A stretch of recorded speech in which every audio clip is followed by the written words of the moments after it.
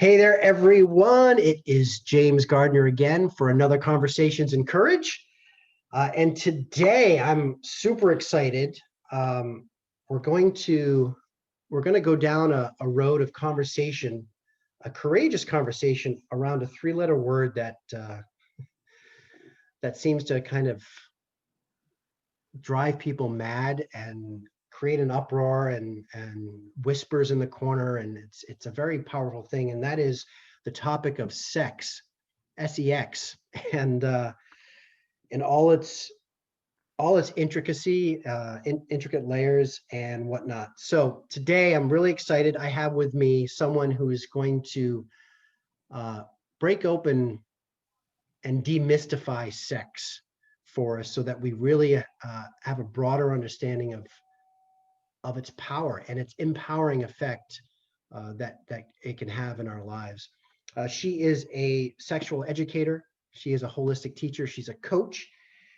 She is also a best-selling author, which we're going to get into her book today, called Sex Up Your Life, with this beautiful cover. Amazing.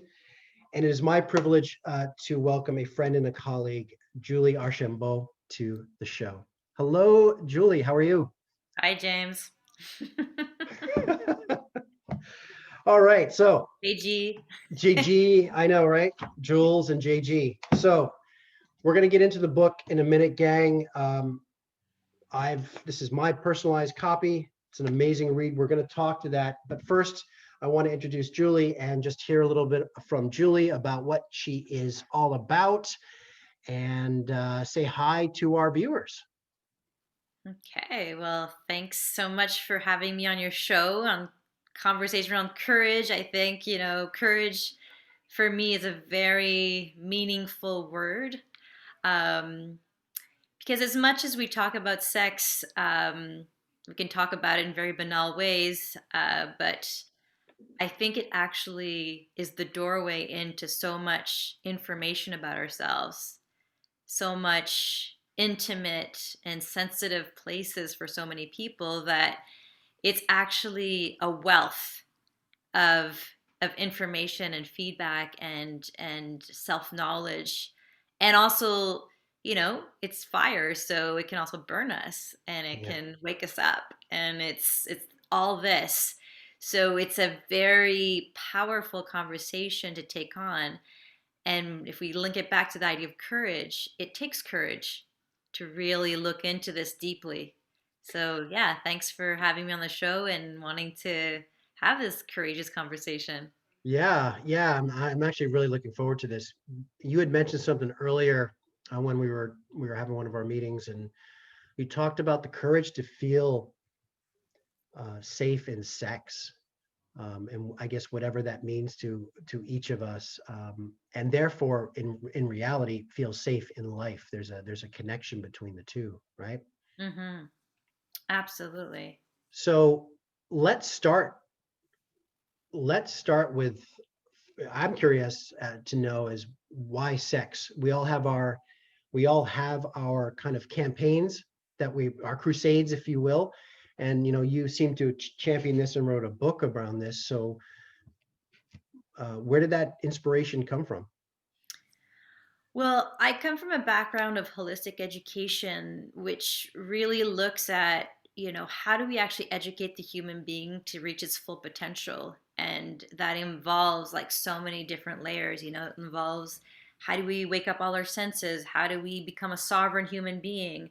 How do we, get connected to our deep purpose? There's so many different things and so many skills and so many awakenings and learning how to use your body, your heart, your mind, your soul, and to like powerfully enter and engage with life. And I felt that there was an elephant in the room in terms of educating. I felt that there was a real missing piece around sex that we weren't having.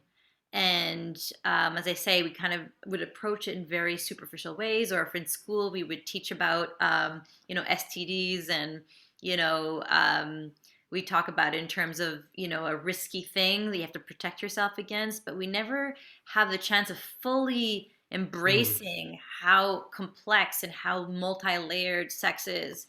So I felt, and this was really interesting, and I engaged on this book, and I felt that there was much more to look into than just looking at it from, let's say, yes, sex can give me 10 orgasms, or yes, sex can be, there's pedophiles out there.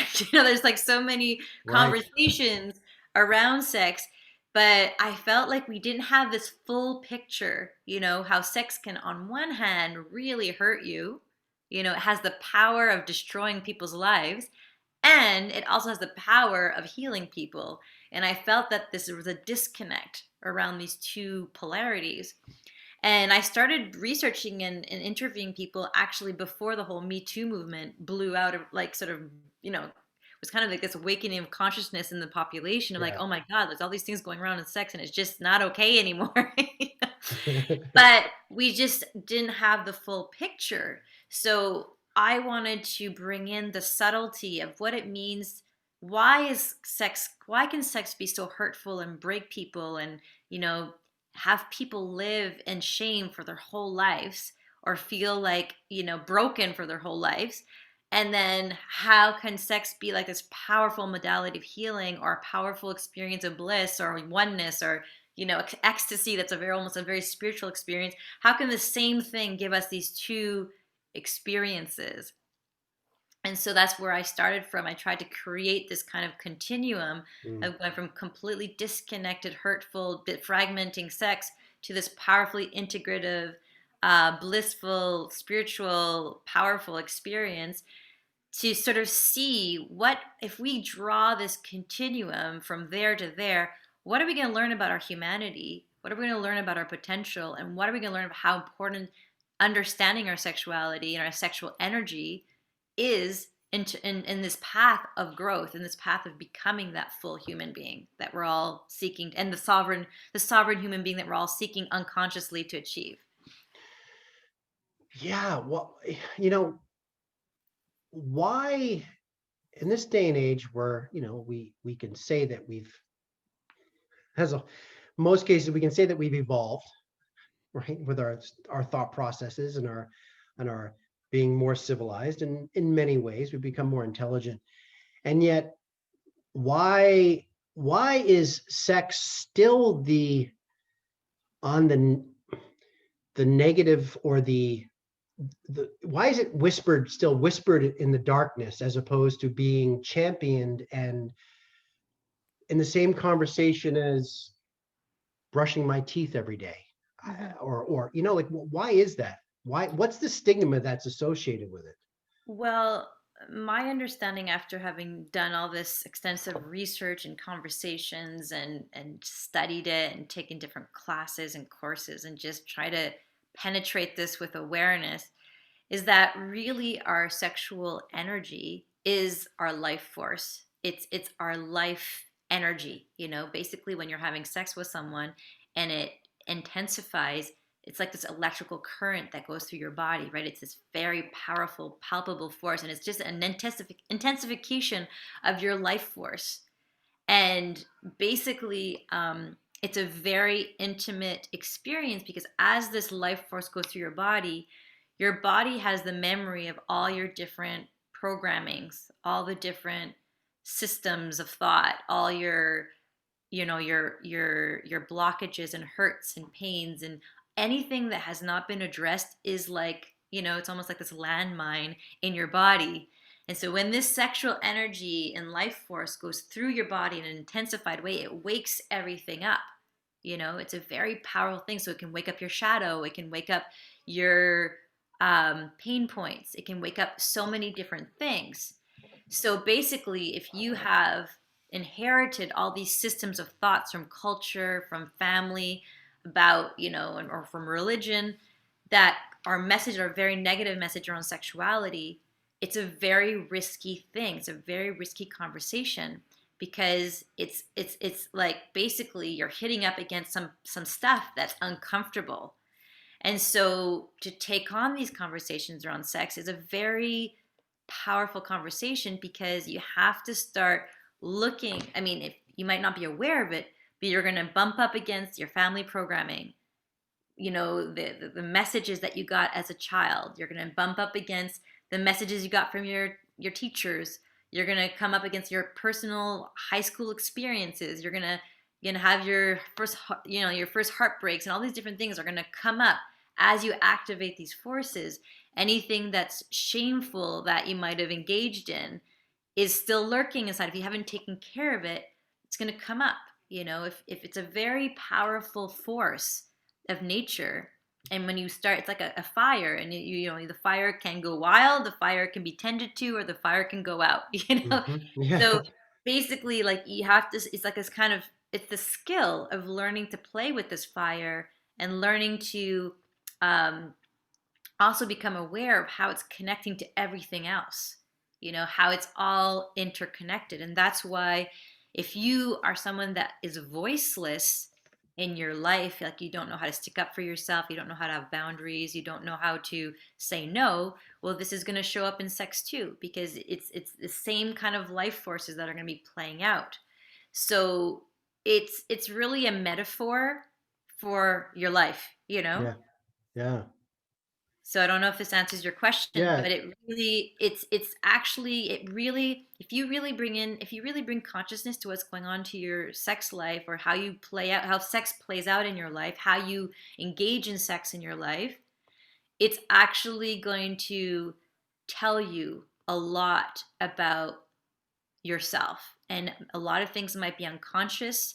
There might be a lot of things that are playing out that you don't even realize are being played out, but you reap the consequences after, and you're like, oh, this is what's going on. So basically, it's a very powerful force that is there, that is scary for people. I mean, you can do it completely mindless, cut yourself off, just fuck with someone, and that could be fine. But you're also, if you really start noticing how everything is working together, you'll start seeing that there's much more to it than just that. So that's why people want to cut their heart out from, like, having sexual relationships, or they just want to, you know yeah, people, some people that I do an incubator where I bring people and we work together, and it's really interesting. Like, some people, they're just even scared of talking about their experiences. So it's so intimate. Mm. It's such, and some people are like, hey, this is what happened to me, woohoo, and they're like so excited to talk about it. But it's like, it's actually, it's interwoven with so many different feelings, so many different experiences, and it's just like, it's like sometimes we just want to block it off and not think about it, you know? Is it, is it, is part of the, what I'm landing for me is part of the part of the reason is sex is so intimate and so individualistic to the person that it's almost like it's, I may be wrong here, but just bear with me. Follow me on this one, Jules. love, love is more of a common denominator in terms of what love means to people. Love is maybe a little bit more common denominator than sex is. Such a, it's multifaceted, and maybe it's because it's so intimate and so specific to one person versus another, that therein lies where we think we're alone with what what sex means to us in terms of desires, in terms of um, styles, or whatever. Is that, does that make sense? Well, maybe it would be helpful here to just explain a little bit about the continuum, in that, let's say, once two people, And like, so for the, instance, continuum is what your book's based on. So just want to yeah. make sure, because you'd mentioned that. And so it's in the book, gang, and we're going to include some of this stuff. And so the continuum is the journey from, Yeah, well, basically, what I wanted to say was that, let's say, like, there's this continuum from, like, complete disconnected, fragmenting sex to integrative, beautiful, connective, powerful experiences, right? And I had this point in the middle of this continuum where you shift from fragmenting to integrative, right? So meaning that instead of it hurting you and making you feel more alienated from parts of yourself, that you start feeling more and more connected to yourself Mm. and to the person that you're having sex with. So on the lower continuum, there's a lot of things that are being driven, that are coming in, whether conscious or unconscious, that hurt the people involved in this experience. But when you hit the center, and it's like this moment where you really both have this agreement, like this is a conscious decision, we want to both have sex together, and we're deciding this, and it's not, there's no more manipulation, there's none of that, it's out of the picture, and we decide, okay, we're going to have sex. And then there's different levels at which we can connect with someone. We can say, hey, we're really not engaged in anything more than we're just going to have physical sex, and we're just going to quote unquote fuck, we're just going to have that physical experience, and we're happy with that. We're not expecting anything else. And there's an agreement, and it can be really positive in terms of feeling your body, feeling the, that energy move through your body, and an exciting feeling. But then, since as a human being, we're not just physical bodies, there's a yearning. And it's a very natural yearning to want more, And I think people who just stay stuck at that place, there's maybe parts of themselves that they're not completely connected to, because they're just wanting to stay at that physical level, and they're not honoring their whole humanity in these moments. But like, Mm. it doesn't mean that it's bad or wrong or anything. It just means that it's a limited part of your humanity that's getting engaged in this experience, right? And so the next level up is to look at, hey, well, we're more than just, flesh and hormones and blood and liquids. Right. Um, and we have a soul life, and we, like, there's a desire to play and be creative. And then so there's this whole piece where we can bring in these soul qualities into the engagement. So there might be more play between two people. They're not going to get married for life. They're not engaged in anything long term. They're just like, hey, we're going to play with each other. We're going to bring this quality of creativity with each other. Maybe we're going to play out and enact different things, or we're just going to be laughing, and we let ourselves seen at another level than just the physical flesh, right? And then but then again, when you start playing with someone, there's something that can open, and your heart can open, and oops, there's a new level of engagement. And there's also in your heart all kinds of layers of protection. Usually most people have had some form of, experience with abandonment or rejection, or Mm. hurt, or not being good enough, or unconditional, or conditional love, basically. And so there's all these ways that people have learned to protect their hearts, because it's a really scary thing to bring that into the court, you know? Bringing the body in, it has some edge. You have to be able to see, let yourself be naked. You have to let yourself be, touched and whatever, and allow yourself to be, savored. But it's another level when you have to also bring your heart in, and allow yourself, then your heart, to be open and to engage with the other person, and to let whatever fears drop, you know? And then there's another level after that, where you sort of, what I call co-creative sex, where it's like you start recognizing that when you have sex with someone, you are waking up your wounding, and you have to take responsibility with this wounding to continue the deepening of the relationship. Sex is going to activate things, and you have the responsibility of not going into default unconscious mode, but taking it on consciously, because you're moving the energy, you're waking things up. It's only normal that your crap is going to come to the surface. So there's this new level of responsibility that you start seeing that you have to have when you're engaging in sex with people, and there's a relationship that gets built. And then after that, because that still can be a bit of can still stay unconscious at the physical level. So that's why I bring in this whole other level of conscious practices around sexuality, where you decide to take it on, like sex as an art, presence, mindfulness, tantra, Taoism, whether it's polyamory as a form of learning about yourself, and, having conversations and taking it on a mindful way. Whenever you bring mindfulness into the act of sexuality, you're starting to bring consciousness and Mm. learning how the energy moves and playing with it.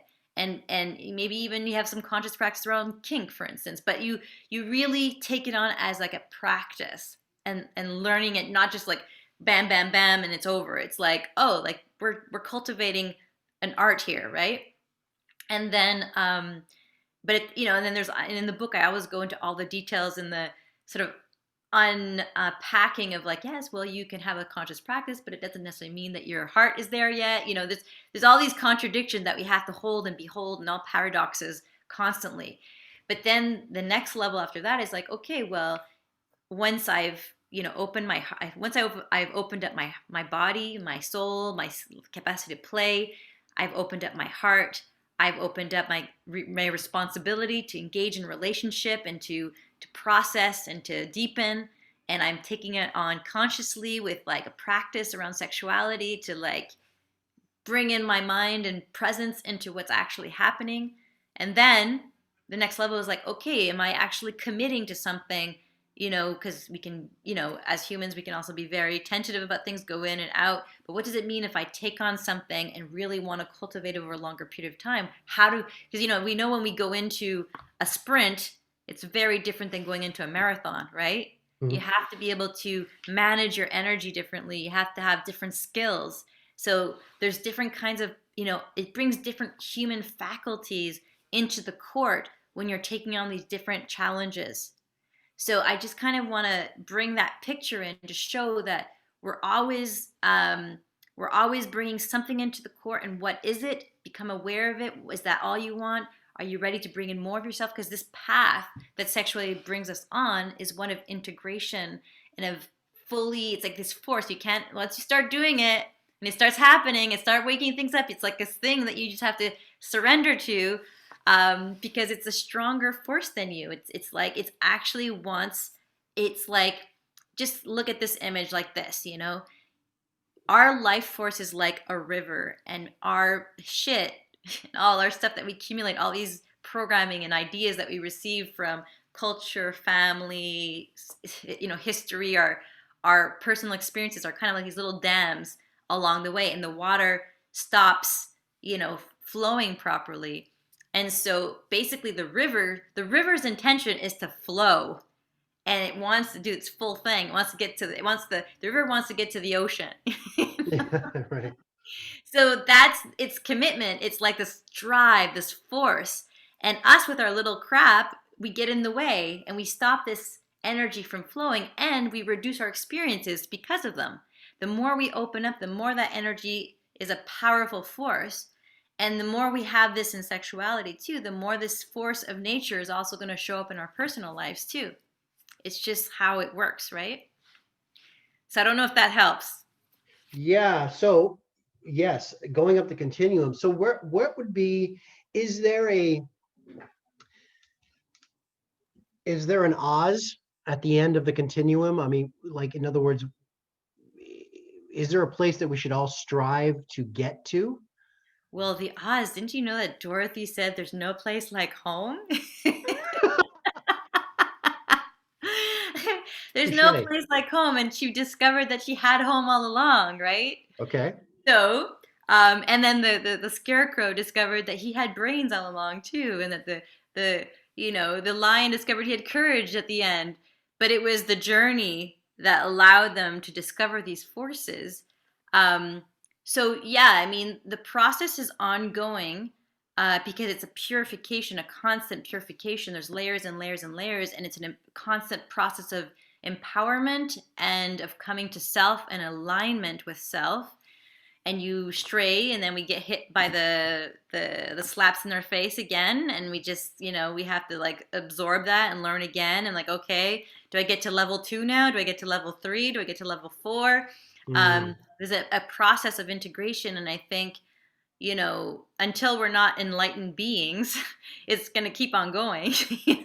It's like playing with fire. Literally, you're playing with fire, so you're waking up, playing with these things, and the thing is, you can get stuck too. You could get stuck in places and repeat, like kind of that little spin in the river where you get stuck in that little twirl that's not, that little pool that gets stuck there.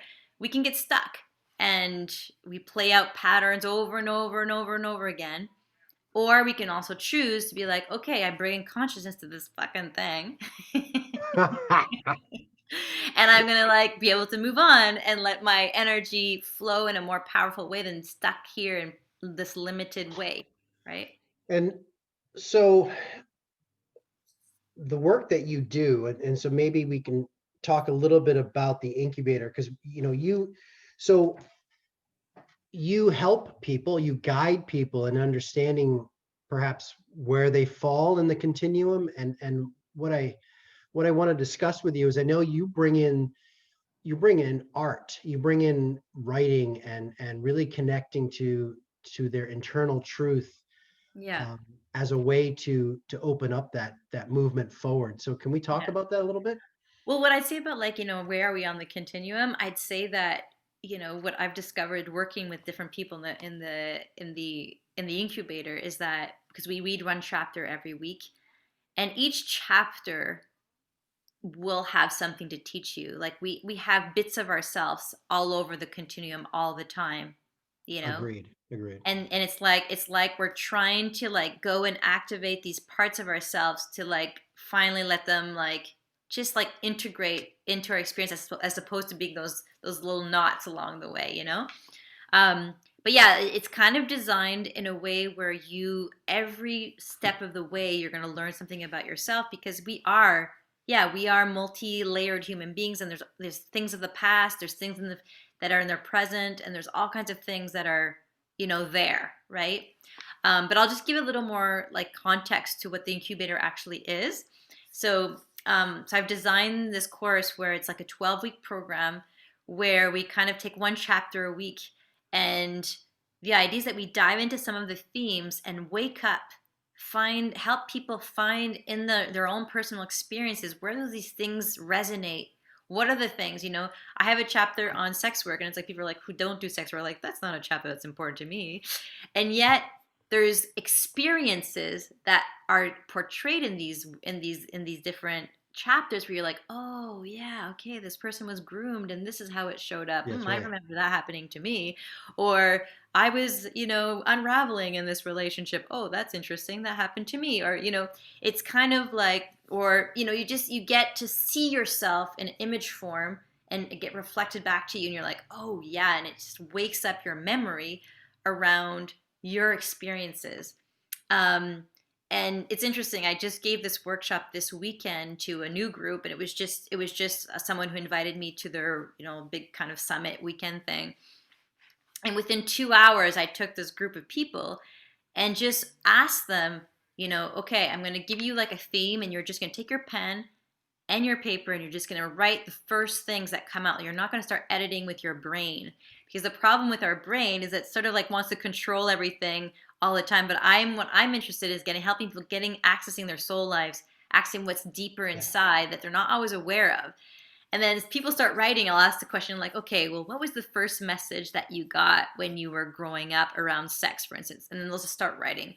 And they're like, oh my God, like, I didn't even know that was still in my space. Like, I didn't even know that was still there. And I don't know why this experience came through, but it's there. And so it helps them connect to these things that want to be heard, want to be seen, but are not, because in our daily life, we just don't pay attention to them. But when we give ourselves a little bit of space, it's like, boom, these things start showing up. And the process from day 1 to 12th week, it's like guaranteed. I was able to do it within this group in 2 hours. I asked them also a question. Okay, share a moment when you had sex, when you didn't feel you had a voice, and you didn't feel like you, and there's men and women, and everyone had an experience where they're having sex and they didn't feel like they had a voice for some reason. Whether it's they're disconnecting to the person and they're not saying it, or they don't like what's going on and they can't say it, or they're not enjoying it, they're not saying it. Mm. But everyone at the end was like, oh my God, like, I didn't know I was, so carrying so many things around sex still. I guess I still have all this work to do. Yeah. But it's like, it allows people to connect to these angles of all those experiences that maybe they're not thinking about on a regular basis, but play out both in their sexuality and in their common life. Like, if someone doesn't have a voice to, maybe they're people pleasers, and they don't want to hurt the other person's feelings. Well, that's going to show up in your business. That's going to show up in your Sure. interactions with everyone else. So this is it's almost like an accentuated experience where you get to see reflected back all these qualities, how you manage your life, how you go about making decisions, how do you actually embody your those moments. Like maybe, sometimes sex can happen so fast and you're just like, oh my god, like I completely lost control of that situation. Well, where are the other places in your life where you just lose control and things just happen to you? Why don't you feel like you can stop and slow things down? It's also like these places that, it's like it's learning to be embodied, be in your voice, be in your heart, be in your mind, all at the same time, so that you can really be a full human being, as opposed to just being broken pieces of yourself and just like going in your default mode and then it happens to you. How do you actually bring in your fullness into those moments? Yeah. The more I hear you speak, the more it seems like we all have a story around sex that seems to somewhat perhaps roadblock us from more of a flow in life and authenticity or whatever it may be. Is that a Yeah. fair assessment? Well, yeah, and I think that it's like, sex, when it just happens so fast, we don't have time to actually see what's going on. But if you take time to slow down and see things, you're going to notice that there's so much going on, you know? And so the way it's showing up basically is going to tell you like where you have trouble embodying yourself, where you have trouble having a voice, why. Maybe there's a pain point around that voicelessness. Where does that come from? Or maybe you need to always, you need to keep on getting into situations where you can confirm your self-worth, or you need to keep on, you know confirming that you're capable of conquering someone, Mm, because it gives you a sense of like value. Because, and if you look back behind that, why is there that need, that quest to confirm that self-worth all the time? Where does that story come from? So if you start peeling back like your unconscious behavior and start looking, where are these things coming from, it reveals like your blueprint of pain and wounding. And the beautiful thing is that the more you take it on, the more you can play with it, the more you shake it out, and stop being stuck in these like unconscious, unspoken, dark places. You're like, okay, I'm gonna come play with you a little bit here. Okay, your voicelessness, let's see what's going on there. And you play with it, it allows it to some space to come to life. And you might then, like, the number of times that people have had sessions with you, like they go home and they have conversations with their partners, or they with their children, or whatever, things that they've never said before, and it creates a whole new possibility, because there's right. all these things that we carry that we don't talk about. And it's not just about talking about, but it's like bringing awareness to it, like, Hmm. oh, I didn't realize I was being passive there. And I have this one exercise, I really love it, where it's like that voicelessness one. But then I get them, okay, I was like, okay, bam, right now, about now you have a voice. What would you say? How does this transform the relationship? What happens? Does something beautiful happen because you brought your voice in? And then people are like, oh yeah, like I could have done something different. I could have been more active, or I could have been more involved. But we're scared of these risks, right? So we have to have these places where we can practice them and try things out and try to, like, break. We have these ways of these circuitry that we've created in our lives. And Yeah, it's like we have to break them and then make a new decision and be like, oh, this is a new potential. I could have this kind of experience in sex. It's sure. way more fulfilling. And So like that's and where I like bring in the creative piece, is that it allows us to be playful and to go in with the stories, to express things. Like sometimes people write something like, shit, I don't want to say this to anyone. And then they get in the courage to like read their piece to everyone else. And then everyone's like, whoa, that was good. And it gives them a chance to like be like, okay, I said it now, and like, whoa, that is a good piece, and like maybe I'll even speak it to other people now, or and it just yeah, creates this ripple effect of like empowerment. yes, that's exactly the word I was going to use because as you know, you invited me to I guess it was like The blitz. the end class or the end celebration, whatever it Yeah, was. I call it the spoken word blitz. Yeah, They okay. get to say get their work done, and like do their spoken word piece that they created. throughout the 12 weeks in front of an audience. Yeah, and it was empowering. I could see and feel it as people were reading this emotion on it that they wrote on a page, that they had, that they empowered and were transparent to share with the group. And so it was really interesting to see that dynamic unfold. Yeah. Um, Well, and just to add to that, like our emotions, if we don't express them, they get locked inside, you know? So when you have your voice, when you start activating your voice with those feelings, it's like it gives them a conduit to move out. And this is like a beautiful way of healing because it's like it allows the energy to move. And that's what we're talking about. We're trying to get back into the flow so that this beautiful energy can be moving through your whole body, not just like a little circuitry glitch, at the bottom of the chakras, root, right, root, root sex, it gets stuck right, there.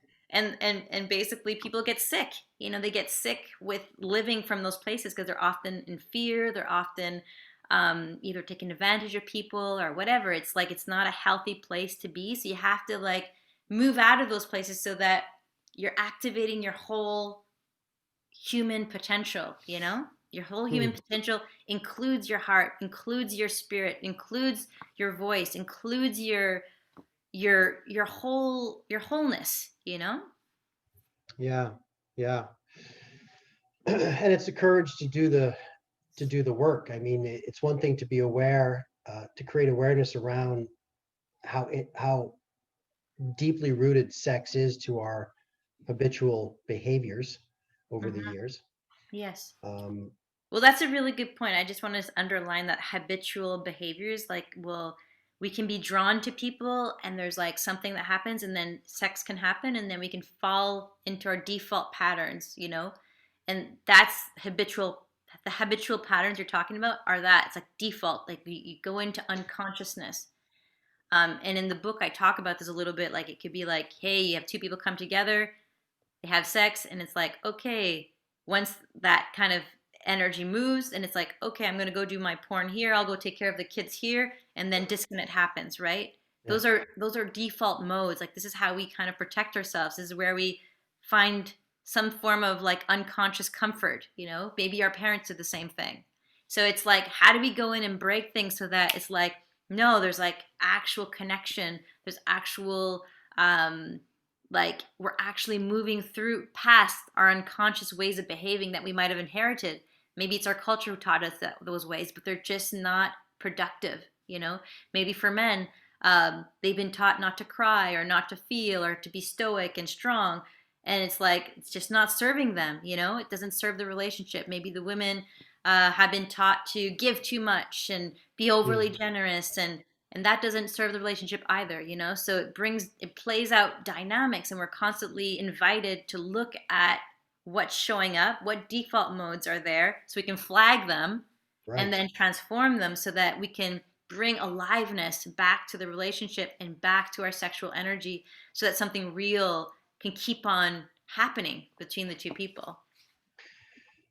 So, whether or not people watching this, whether or not people out there, some are willing to admit the power of sex, and some maybe will take a while to understand how it could be deeply rooted in them. Either way, though, what what would you offer as a first step to be maybe to either climb the continuum, to be aware of perhaps patterns that maybe aren't serving them? Like, what would be a first step from Dr. Jules? Well, I personally think they should buy the book. And each chapter there's some questions.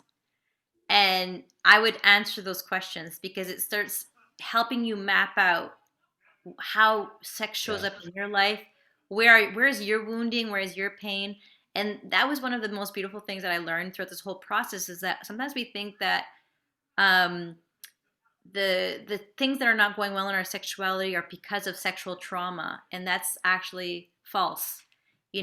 Sexual trauma can be one reason why it's difficult to fully open up to another person or enjoy sex.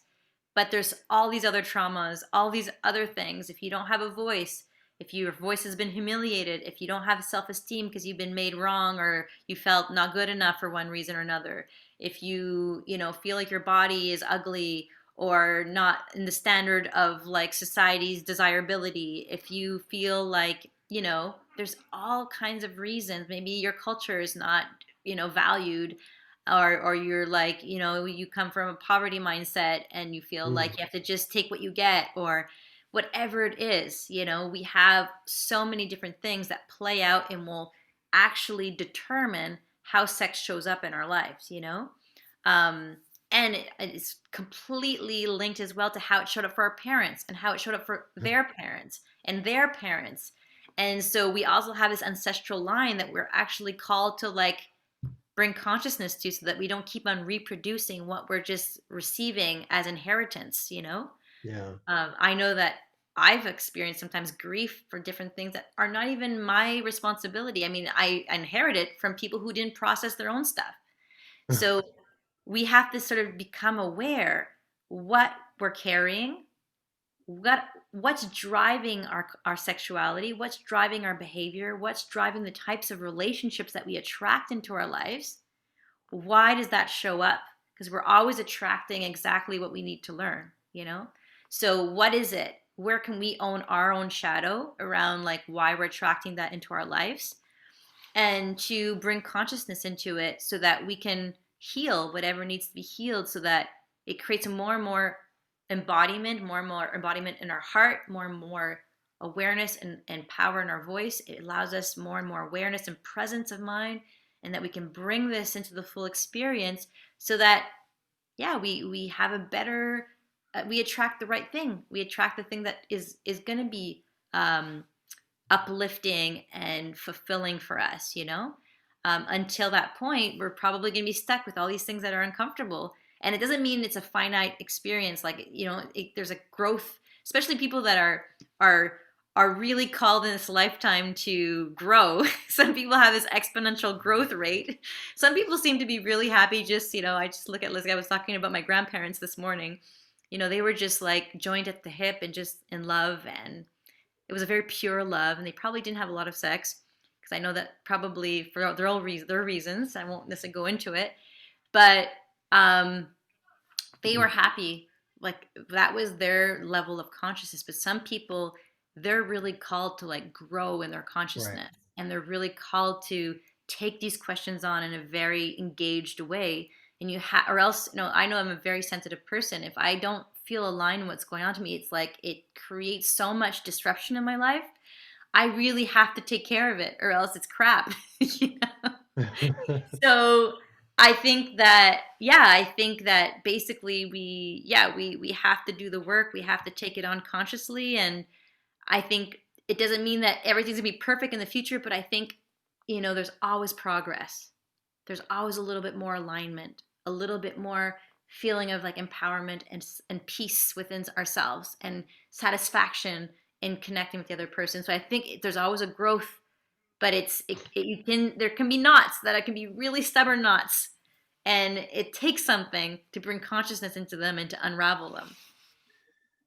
Yes, it does. And to kind of tie some of this up, I'd like to kind of tie it up back to, you said some people are, you know, called to growth, and some people are not. And so for you, what what would Julie love to do with the magic wand and people's perception, understanding of sex? What do you hope is not a strategy, as I always say. So I'm going to say, what do you trust that people will get from this book, from working with you, and people that are just, whether it's you or someone else, whether they're willing to work on themselves and their relationship with sex? What would you like to see as the paradigm shift, if you will, globally?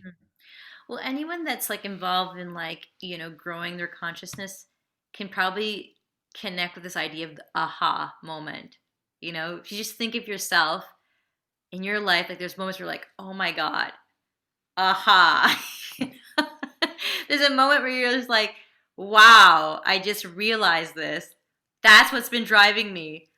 Okay. Or like, wow, that's what's in the way from like this, and this. And my heart's been yearning for this, but this thing's been in the way. And you finally can see it and remove it and have a breakthrough.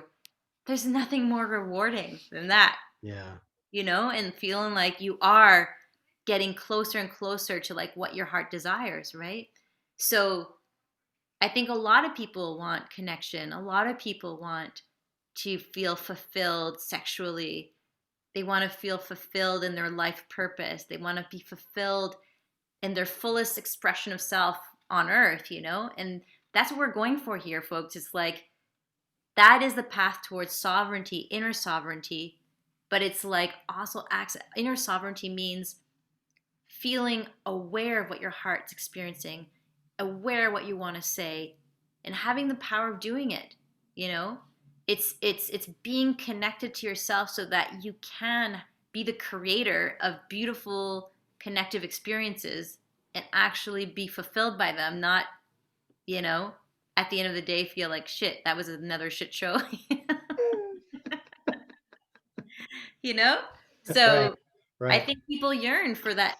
I mean, that's what people say when they get closer and closer to the states of enlightenment or have glimpses of enlightenment. They even say orgasm is a glimpse of enlightenment in the Tantra tradition. But it's this feeling of oneness, Mhm. and that's what connection is. It's a feeling of oneness. True. So that's what people are yearning for. Whether they know it or not, everyone's yearning for that feeling, but we have to take on what's in the way because like one I think it's the last chapter. um I talk about this woman talks about how getting to those states is not a gratuitous process. Like you have to do the work to get there. You can't just snatch it. Yeah, maybe you have little glimpses of it with this nice little orgasm, but what happens if you actually can expand that feeling to be something that you actually experience on a regular basis, even in your life with another person, it doesn't even have to just be sex, but it's like that feeling of oneness and that feeling that you can sort of grow into. Yeah, you talked about life force earlier. You had mentioned that a few times, and I think that's it. It's understanding sex and how it relates to us is a way for us to really maximize our own life force to its full potential. And yeah, that connection with of oneness with someone else when we do the work and when we kind of are lucky, not lucky, or are blessed enough to move up the continuum with someone, Mhm. that life force becomes more magnified. Yeah. And yeah, And I really love what you say because, like, that whole piece around, maximize your life force. So there's places, if you start mapping out in your life all the places where you lose your energy, where do you not have boundaries that like you're leaking your energy out? right. Where do you put your energy and it's a waste of energy? What kind of relationships come and eat up your energy? You know, all those places, and that doesn't, you can't resolve that in one shot. It's kind of like becoming a kung fu martial art, like, master. It's like, woo, you have to figure out, okay, that space, okay. But, it's like it's learning to navigate Yeah. all these different relationships, even maybe if you have kids, Some people get drained by all the nagging that they have, but it's like there's so much refinement. It's like it's a real art to learn how to play with your energy so you're not losing it. And also then when you have your sexual experiences that you learn to harness that energy to amplify it with another person. So you have to learn how do you amplify your energy? Where are the places in life that give you energy? You know, how do I how does my relationship unfold that it's not a draining relationship but actually a relationship that is life-giving? And what are kind of the practices that I can have to bring that energy back? Because it's like when we start understanding that this is all about the kung fu art of energy, you realize like you start becoming a conscious human being and you learn how everything connects, and we stop complaining that our sex lives suck because we start realizing like that we're responsible for it. We are the ones that have to be the masters of ourselves. We are the creations. We are the authors of our life. You know, we have to figure out how to work with this energy to maximize it and allow it to have these positive impacts Amen. in our life. Amen. Love that. Love that. All right, Julie. Um, thank you so much for your insights and your discussion, your courage to. I mean, you by design create a safe environment to talk about such a volatile word, if you will. And so I want to just acknowledge and give you gratitude for holding that space for those that are seeking that, and sharing that with us and with me today. So thank you. And to for everyone watching this, again, the book Sex Up Your Life. I will say that, and Julia alluded to this. Each chapter, there is something relatable in each chapter, regardless. And she said, is if it's a chapter about sex workers, there's something there. There's a behavior. There's a thought process. There's a imprinted pattern, possibly from years ago, from childhood, there that will make you think. I've thoroughly enjoyed this book, and many of you that follow me know that I don't read a lot of books. And this is actually the first book that I've had on Conversations in Courage. So thank you, Jules. It's a great read, gang. I highly recommend that. I do feel strongly that understanding sex and what it means in our lives will only enhance our lives. So we're going to have information, Julia, for how people can contact you. Of course, we'll have all your links, your Facebook, your website, everything you have. We'll have a link to the book here as well, so people can go and find that. And lastly, gang, to my community out there, thank you always for tuning in to another Conversations in Courage. Mad love to the courageous. I love you guys. Stay in the arena, lead with love, and work on that life force that Julie talked about today. And we owe it to ourselves to do so. All right. Thanks for tuning in. Thank you, Julie.